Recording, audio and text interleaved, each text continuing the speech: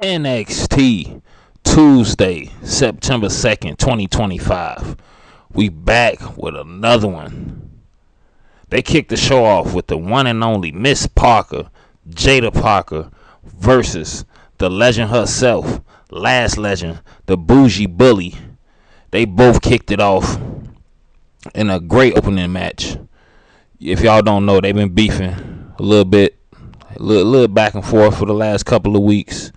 They kind of got into it a little bit at Heat Wave. And, this was a really, really good match.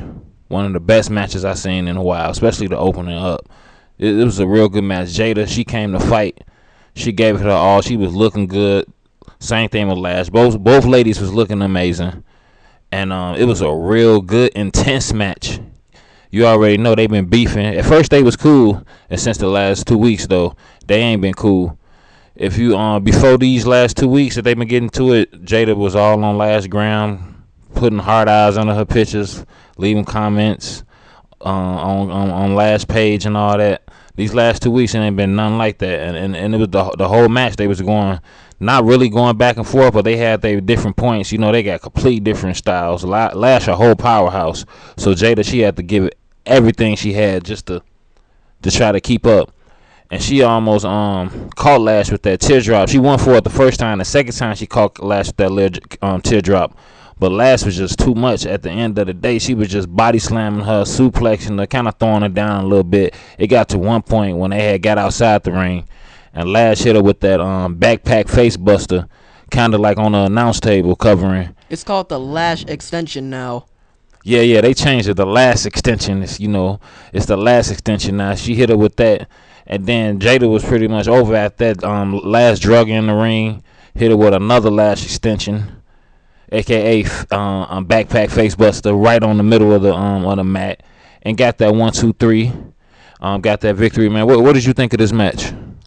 This is one of the best matches I've seen on NXT. Yeah, man. This is a good match. I rock with it. Lash, she just had a good match a couple of weeks ago against Nia Jax opening the show. Lash definitely deserved a title shot. I don't know where this put her in the title contention yet, but I think she definitely deserved to get a shot at that North American Championship or that NXT Championship, the winner of that JC Jane Lola Vice match. But after that, though, they take you to the locker room, and it's none but baddies in the locker room. None of them, from Ariana Grace, Blake Monroe, Callie Armstrong, Kendall Gray, Carmen Petrovich. It was so many of them. Who else was back there? Nikita Lyons. A lot of people. Whatever you feel about her, but Stacks was about there too, because he engaged to Ariana Grace, and out of nowhere, who bust in with the big elbows and the runny nose? Jordan Grace. Jordan Grace came there just trying to get in everybody's face and all that. She was really trying to go at Blake Monroe, because Blake Monroe and Ariana Grace was having a conversation. And then when she did that, Callie Armstrong stepped up, the Women's Evolve champion. She let her know, I'm tired of you interrupting stuff. I don't know who you think he is, because if you don't know, a few weeks back, Jordan Grace interrupted one of Callie Armstrong matches. So Callie Armstrong got in her face, let her know that they got to fight. You got to see her now. You can't keep just busting in on her like that when she around and stuff like that. So after that, though, they showed Javon Evans in the back walking, getting ready to come out to the ring. They hit us with 100,000 commercials. Came back, Javon Evans in the ring. He come out, and he was pretty much sad. He damn near was about to cry, talking about how he let everybody down, and he's so sorry that he couldn't beat Oba, and he called his little sister and told him he was gonna be the youngest champ, and he's just so let down. It was just a sad moment. The crowd was chanting, "We still love you, we still love you." It was just some soft ass stuff, man. He young though. I give him on the benefit of the doubt. He only 21 years old, but yeah, he lost against Obafemi. Now he crying and shit. It's just what you think about Javon Evans losing to Oba? How he acting now? He needs therapy. Definitely. You know what? That's a good idea right there. He definitely needs therapy. He probably got some already. I don't know, but he walking around next to sad and stuff. But while he was doing that, crying in the ring, pretty much the crowd chanting and all that, all you see was a motorcycle pull up on the screen out of nowhere. And then you got that feeling that it was the dead man, Undertaker himself, the American Badass. Then that music hit, the Undertaker music hit, and then all of a sudden the music changed, and who came out? Josh Briggs. The one and only, y'all know, Yoshiki ex-boyfriend. He came back on them. He riding motorcycles now. He was so hurt from the breakup. He had to find something he can do, to give him an extra spark. So he's taking up motorcycles now. Ever since him and Yoshiki broke up, that's what he found. That's his hobby now. But after that, he got to the ring talking big stuff, man. The crowd they disrespected him. They booed him the entire time. It was like 5 people in the crowd, 5 dudes in the crowd, right there in the middle, who turned their back on him the entire time he was out there. They didn't even want to look at him. And I felt the same way. I'm sick of Josh Briggs. I wish he would have went to Japan. But he started attacking Javon Evans, beat his ass, ended up choke slamming him on the chair. And that was pretty much it for Javon Evans. And Josh Briggs, he beat his ass. So Javon Evans, he done got slammed through 2 announce tables in the previous weeks. He getting choke slammed on chairs. He got his mouth busted by Ethan Page before. This little young dude, they say he bouncy, but he been getting his ass beat a lot lately, a lot. But after that though, they had Xia Brookside promo getting ready, talking about how she gonna beat Candice LeRae ass. And let her know that she ain't going to get that speed championship. She ain't going to win the tournament. She ain't getting past her. And same thing with Candice LeRae. Both of them. What you think about LeRae? Candice is cool. I don't know a darn thing about Xia, though. Yeah, I'm rocking with Xia Brookside. It was just off the few highlights I seen. I think she might, do her thing in the future. But after that, though, they had part 1 of the team that's gonna be fighting in the main event tonight. They had Obafemi, Hank and Tank, and who else was in the locker room? Ricky Saints. All 4 of them. All of them getting ready, talking, kicking. Hank and Tank, they acting a damn fool. I think they be drunk sometime when they come up there. They be wild as hell up there sometimes. They done been in full dresses and wigs, running around, cleaning shit like exterminators, doing all kinds of stuff. They be running around there. But after that, though, they officially had the match. Xia Brookside versus Candice LeRae in a speed 3-minute battle match. Can you tell us how did this work, man? So it's like a 3-minute fight when the time runs out. I don't know exactly what happens when the time runs out. But the later in the match, in the last minute, everything starts to turn red and stuff. It changes colors every minute. Yeah, I think this is the perfect thing to add to NXT. They got rid of that Heritage Cup, and now they got something else. Candice LeRae got Def Rebelled. Yeah, Candice LeRae got Def Rebel theme music now. I know a lot of y'all hate Def Rebel. A lot of y'all rock with Def Rebel. Def Rebel hit her with an uppercut upside the head.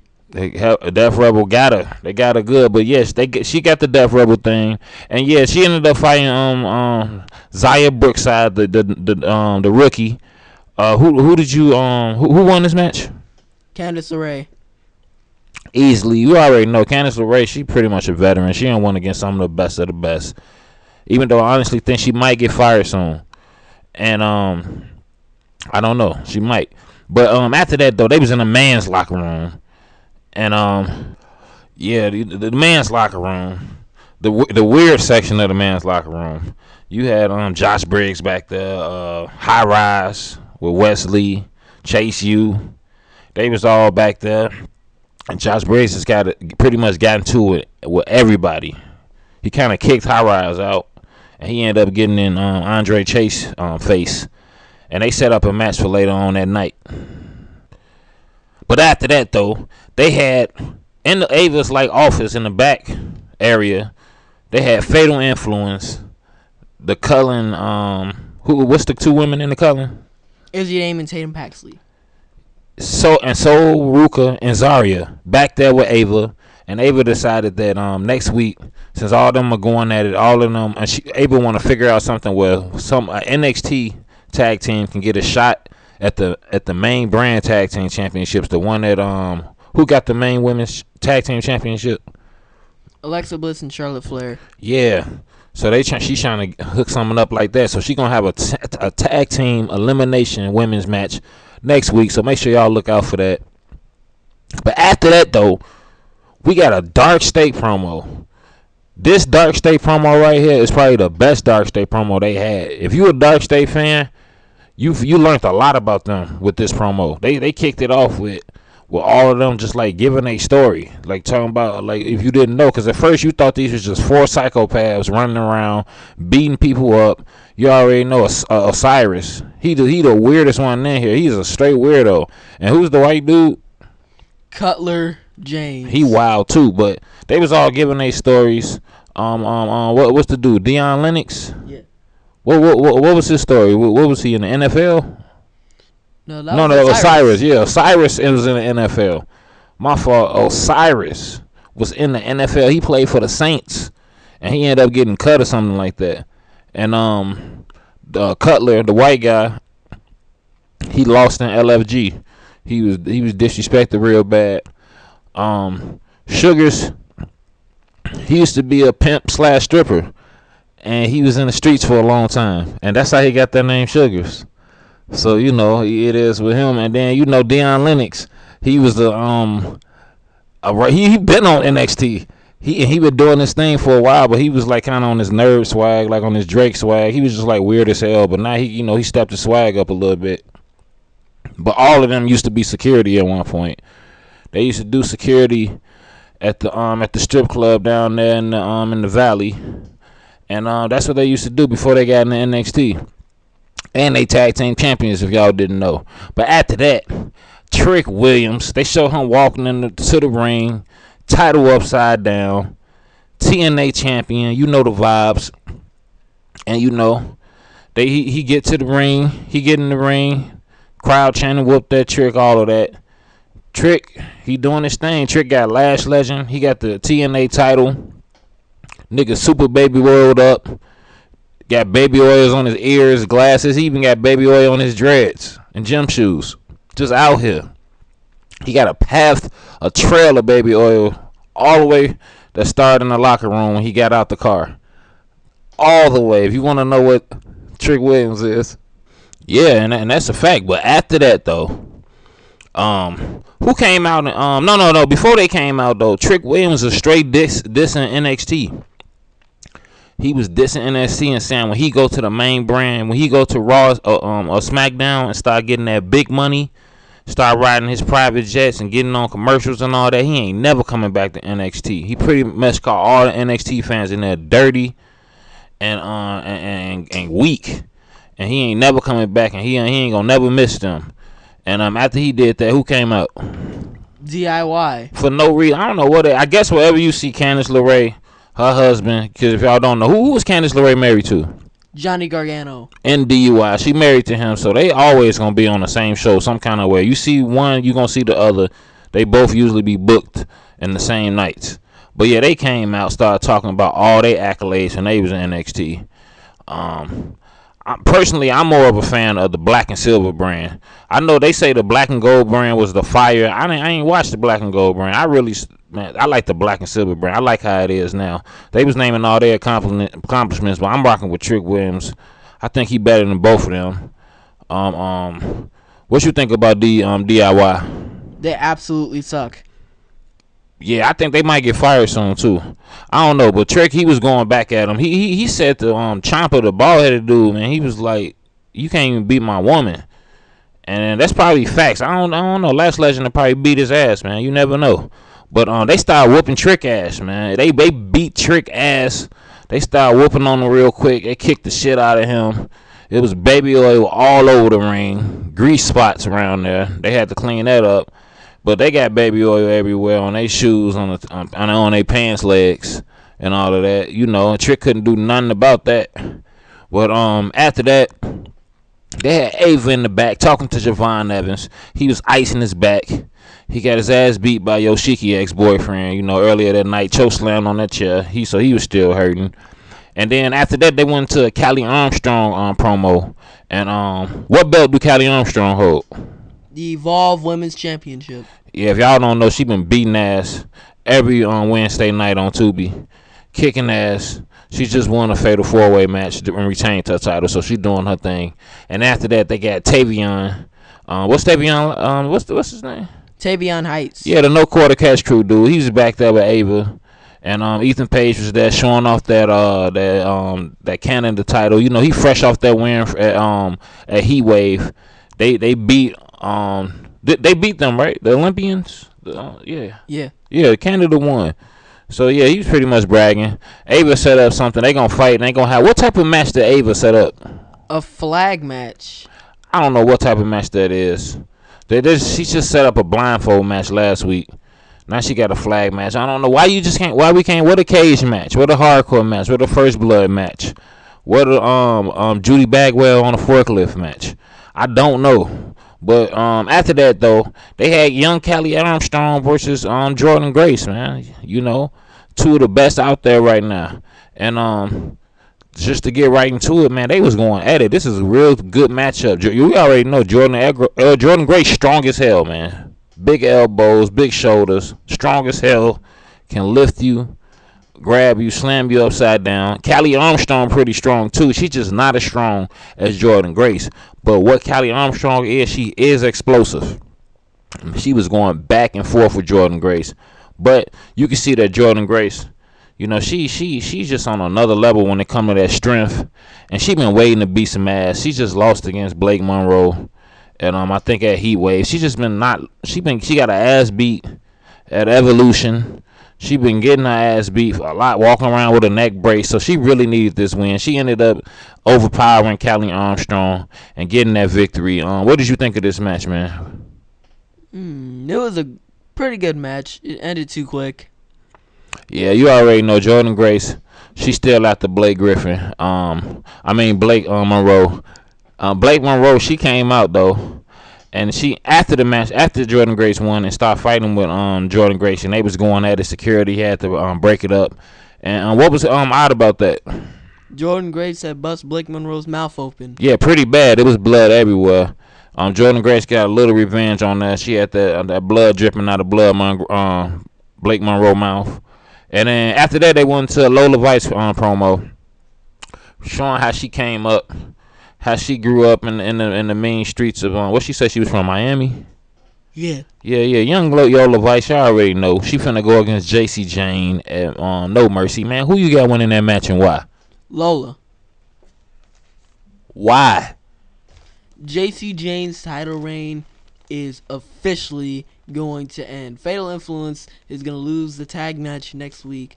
Lola Vice is going to become the new champion, and we will finally go back to JC Jobber Jane, aka JJJ. Damn. Fatal Influence, and I'm rocking with them heavy. But after that, though, they had Andre Chase versus who? Josh Briggs. And, you know, just to get right to it, Josh Briggs won. You know, after it was all done, he started attacking Chase Andre Chase little minions. He beat one of the ass, slammed him through an announce table. After that, they showed Trick in the back though, pissed off, leaving the building. Probably finna go catch up with Lash, you know, and do their thing. Do that young Jimmy Uso thing. Yeah, you know how it go. And he was pissed off. He said he gonna get DUI. He gonna get them back. And then we gonna get in the main event of the night, man. They had that what was the main event? Ricky Saints, Obafemi, and Hank and Tank versus Dark State. Young Dark State. And let me tell y'all, man, that this was a really good match. But it's just one problem with this match, and the problem is Osiris. What's his last name? Griffin. Osiris Griffin, y'all. If y'all really watch NXT, man, if you really watch Osiris Griffin, man, I swear to God, I wish this dude put on some pants. He's the worst wrestler to watch, man. He too fat to be running around in tighty whities and wrestling with drawers on, man. It's horrible. It's the worst thing ever, man. I hate watching him wrestle. He weird as hell. I can't believe he got the belt.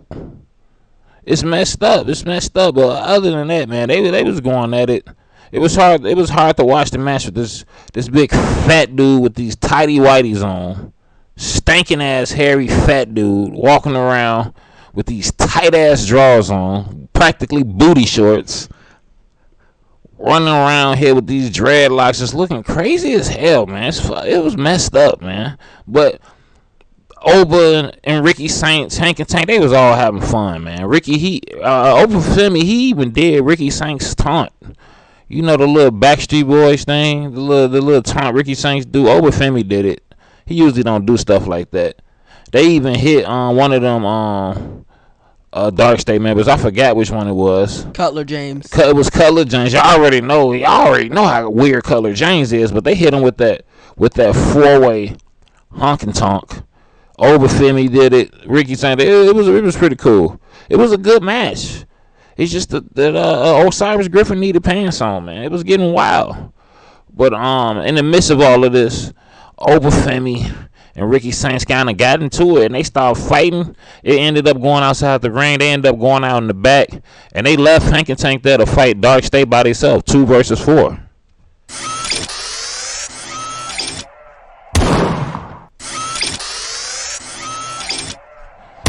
So Hank and Tank, once they was left there, they was completely outnumbered. They started getting they ass beat real bad.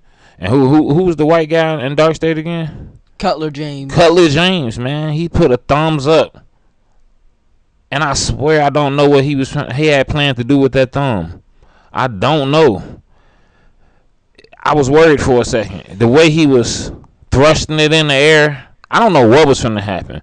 But it was going to be some serious stuff going down. We might have to. It was wild, man. Cover the kids' eyes. You don't want them to see that. But yeah, they was getting their ass beat, and he had Hank or Tank, one of them, Hank and Tank, one of them fat guys. He had him by the head, and one of them said the magic words. Was it Tank? I think so. Yeah. He said the magic words, man. What happened, man? He said his name.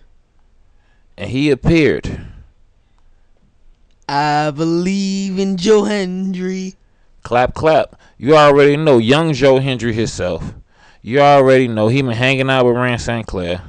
He know what that's like now. He doing his thing.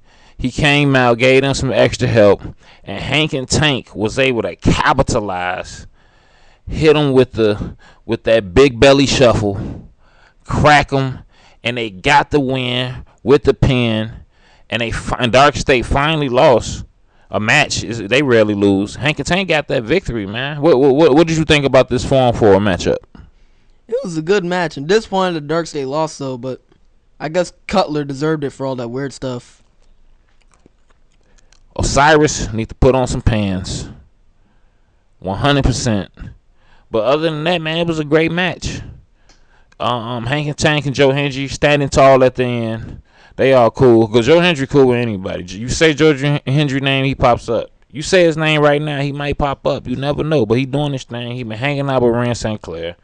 He talking to the baddies in the back. He doing his thing. He drinking Mountain Dew. Making his songs. You already know. And if you don't know, Joe Hendry, he exposed L.A. Knight. If y'all don't know, L.A. Knights used to wear dresses and wigs and stuff. Joe Hendry exposed that. Facts. But yeah, this was NXT, man. And after all of this happened, they showed Oba Femi and Ricky Saints still going at it in the back. That was they finna be going at it at No Mercy. The beef kicked up now. I don't even think they can be like in the same room now without fighting. It's beef now. It's full beef. But that was NXT, man. What did you think of this episode? It's pretty good. Yeah, this was a good, great episode. I like how they kicked it off with Lash and Miss Parker. You already know you can't go wrong when you kicked it off with them. It was No Kalani. I'm mad No Kalani was in here. I hope she there next week. No Kalani. JC Jane, you already know it's getting cold. She finna drop that title real soon. But yeah, this was NXT. Message of the day. When fighting Trick Williams, after the match, you're gonna have to take a shower to get the sweat and the baby oil off of you.